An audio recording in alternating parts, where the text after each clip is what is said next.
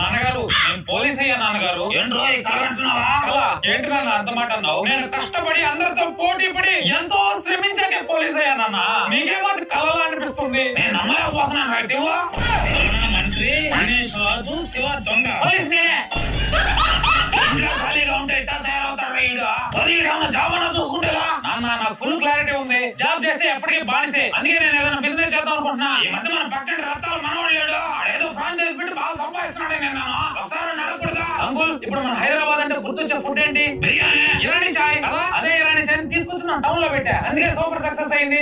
First time మన హైదరాబాద్ లో బాగా సక్సెస్ అయినటువంటి మిస్టర్ ఇరానీ వాళ్ళు మొత్తం 1000 అవుట్లెట్లని ఆల్ ఓవర్ ఇండియా ప్రతి టౌన్ కి ఫ్రాంచైజ్ అయితే ఇస్తున్నారు. ఇప్పుడు మిస్టర్ ఇరానీ డిస్ట్రిక్ట్ ప్రతి టౌన్ లో రాబోతుంది. లో ఇన్వెస్ట్మెంట్ హై ప్రాఫిట్ కాబట్టి లాస్ అనే మాటే ఉండదు. ఫుల్ ట్రైనింగ్ కూడా వాళ్ళే ఇస్తున్నారు. కష్టపడి ఏదో ఒకటి సాధించాలి అనుకున్న వాళ్ళకి ఈ ఫ్రాంచైజ్ బెస్ట్ ఆప్షన్. దీని గురించి మరిన్ని వివరాలు తెలుసుకుని ఫ్రాంచైజ్ తీసుకోవాలనుకుంటే వెంటనే ఈ నంబర్